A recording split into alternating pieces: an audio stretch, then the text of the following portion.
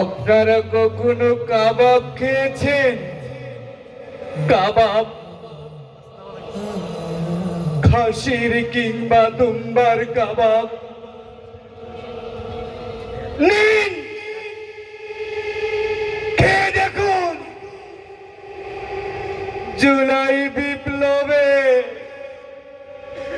পুড়িয়ে ফেলা আমার ছোট্ট ভাইয়ের পুড়িয়ে যাওয়া মাংসের কাবাব।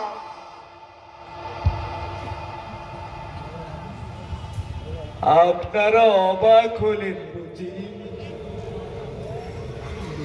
অবাক হওয়ার কি আছে? আমি আমি আমি বাংলাদেশের এক মাজলুম তরুণ। প্রতিদিনের মতো কলেজের ব্যাগটি ঘাড়ে নিয়ে বন্ধুদের সাথে কলেজে যাচ্ছিলাম। সামনে তাকাই, বিশাল মিছিল, মুহুর্মুহুর স্লোগান। ওরা তো হয়ে স্লোগান দিচ্ছে, ওরা মুক্তির স্লোগান দিচ্ছে, ওরা ফ্যাসিবাদ হটানোর স্লোগান দিচ্ছে। আমি আমার বন্ধুরা মিলে আমরা আর কলেজে যেতে পারলাম না।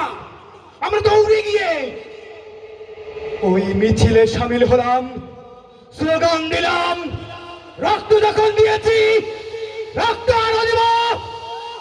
রক্তের বন্যায় এসে যাবে অন্যায়, প্রতিবাদ দূর হবে। মিছিল চলছে চলছে, রাজপথ কাঁপছে। এমন তো অবস্থায় হঠাৎ উপর থেকে গুলি, নিচ থেকে গরম পানি, পায়ে তাকালে গুলি,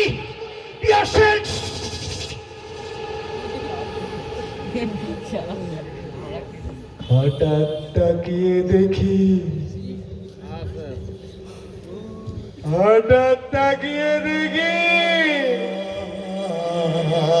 আমার পাশের আবু মুগ্ধ পড়ে আছে।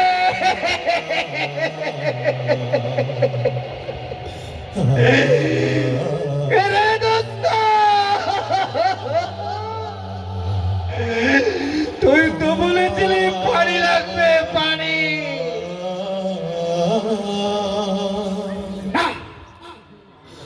মুগ্ধ আর পানি খাওয়াতে পারেনি, মুগ্ধ চলে গেছে, ও আর পানি খাওয়াতে পারেনি।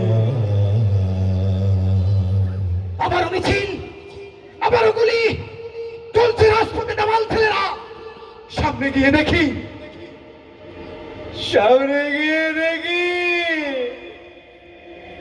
আমার ছোট্ট ভাইয়ের ঝলসানো লাশ পড়ে আছে।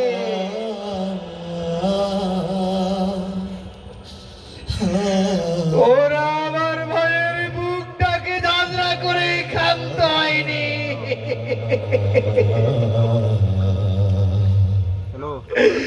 ওরা তার লাশটাকে পুড়িয়ে দিয়েছে। এ বাংলাদেশ, এ বিশ্ব বিবেক, তোমরা একটু বাংলাদেশের দিকে তাকা।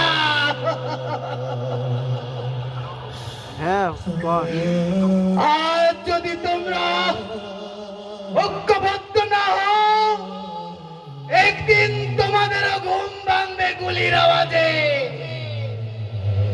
একদিন তোমাদেরও ঘুম ভাঙবে আয়না ঘরের চিৎকারে।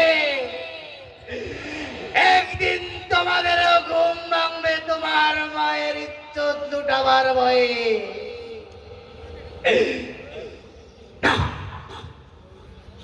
আমরা তবে দেয়নি, আমরা থেমে দেয়নি, শগুন মুক্ত করেছি।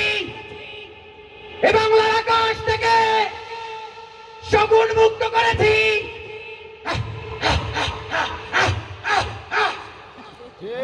শগুনের প্রেতাত্মারা এখনো ঘোরে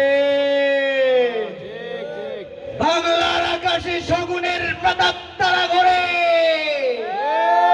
বাংলার আকাশে, শগুনের প্রেতাত্মারা ঘোরে। ওদেরকে তাড়াতেই হবে, ওদেরকে তাড়াতেই হবে, ওদেরকে তাড়াতেই হবে।